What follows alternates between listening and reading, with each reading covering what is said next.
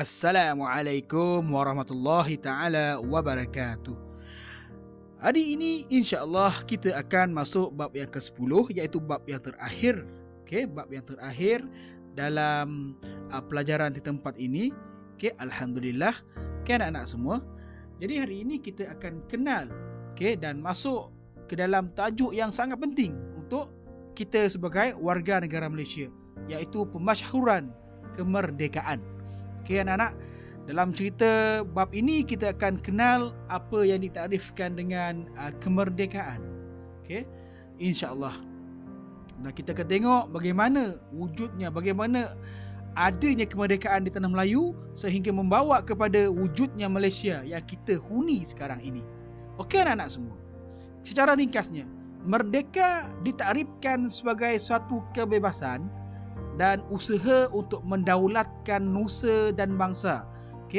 Dan kalau di tanah Melayu dan di Sarawak, di Sabah, dan Malaysia ini, pelbagai pihak telah berjuang ke arah kemerdekaan. And then pada 31 Ogos 1957, yang telah menjadi satu detik bersejarah bagi negara kita. Apa dia? Sebab hari itu Persekutuan Tanah Melayu 1957 telah wujud dengan naungan merdeka. Merdeka. Baik anak-anak semua. Rakyat berjuang untuk membebaskan negara kita daripada cengkaman kuasa asing. Ini semua bagi memastikan detik bersejarah, iaitu 31 Ogos itu 1957 berjaya untuk dicapai. Kalau tanpa perjuangan, tidak akan ada tarikh itu dalam sejarah kemerdekaan di tanah Melayu. Pentingnya tarikh 31 Ogos 1957. Anak-anak semua. Baik.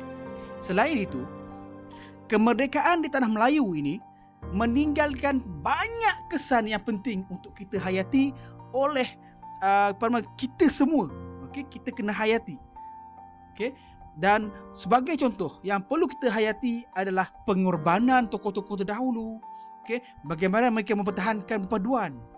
Nilai kesetiaan mereka tu kita kena contohi, kita kena hayati, kita kena ambil semangat cintakan negara tu, supaya kita semua dapat memastikan negara kita kekal berdaulat sampai bila-bila. Hanya kita sebagai warga negara Malaysia lah orang yang sepatutnya mempertahankan ini. Kita. Jadi ini semualah yang akan kita pelajari dalam bab yang ke-10 ini, insya-Allah. Baik, tengok pada slide. Detik pengisytiharan kemerdekaan pada 12 tengah malam 30 Ogos 1957. Pemasyhuran kemerdekaan berlaku di Padang Kelab Selangor. 12 tengah malam. And then 31 Ogos 1957 pengisytiharan di Stadium Merdeka. Itu laungan ni. Ini adalah Stadium Merdeka. Dan pada 31 Ogos 1957 mengangkat sumpah Duli Yang Maha Mulia Yang di-Pertuan Agong, Perdana Menteri dan Jemaah Menteri.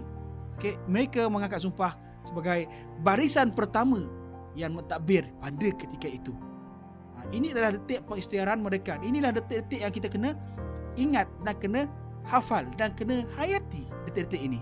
Baik, mari kita baca bersama pengertian kemerdekaan. Pertama, kemerdekaan negara pada 31 Ogos 1957 bersamaan dengan 5 Safar 1377 Hijrah merupakan peristiwa yang penuh pengertian bagi negara kita. Supaya generasi kini dan akan datang terus menjiwai dan mempertahankan kemerdekaan. Kemerdekaan yang diperjuangkan merupakan rentetan perjuangan yang panjang. Seterusnya, merdeka membawa erti bebas daripada sebarang cengkaman kuasa asing. Merdeka juga bererti bebas menentukan pemerintahan dan hala tuju negara. Menurut Kamus Dewan, kemerdekaan bermaksud bebas daripada penjajahan, kurungan ataupun naungan dan bermakna negara yang berdaulat, iaitu mempunyai kuasa tertinggi. Okey, seterusnya takrif kemerdekaan oleh Said Jamal Ad-Din Al-Afghani, Rashid Rida, Mahatma Gandhi, Nelson Mandela, Soekarno, Tunku Abdul Rahman, Tun Temenggung Jugah Anak Baring, Tun Fuad Stephen dan Tun Mahathir Muhammad. Okey. Baik, seterusnya kita tengok. Menurut Said Jamal Ad-Din Al-Afghani, ini ikut tokoh. Okey. Kemerdekaan ialah perjuangan bagi menghadapi penjajah. Hendaklah disertai dengan semangat kebangsaan. Itu menurut beliau. Seterusnya, menurut Rashid Rida, kedaulatan dan kekuatan sebuah negara adalah untuk membebaskan diri daripada penjajah barat dan menghapuskan ikatan perkauman. Seterusnya, menurut Mahatma Gandhi, kemerdekaan perlu merangkumi politik, ekonomi dan moral. Setiap negara berhak mengurus sendiri negaranya. Menurut Nelson Mandela, kebebasan bukan hanya satu pertempuran untuk melawan satu kumpulan atau warna kulit. Kebebasan boleh dicapai melalui politik, bebas daripada perhambaan, kemiskinan dan penderitaan. Itu menurut Nelson Mandela berkaitan dengan maksud merdeka. Seterusnya, menurut Soekarno, kebebasan ini merangkumi kebebasan untuk berfikir. Kemerdekaan akan membentuk masyarakat baharu yang demokratik. Demokratik bermaksud demokrasi, ya anak-anak.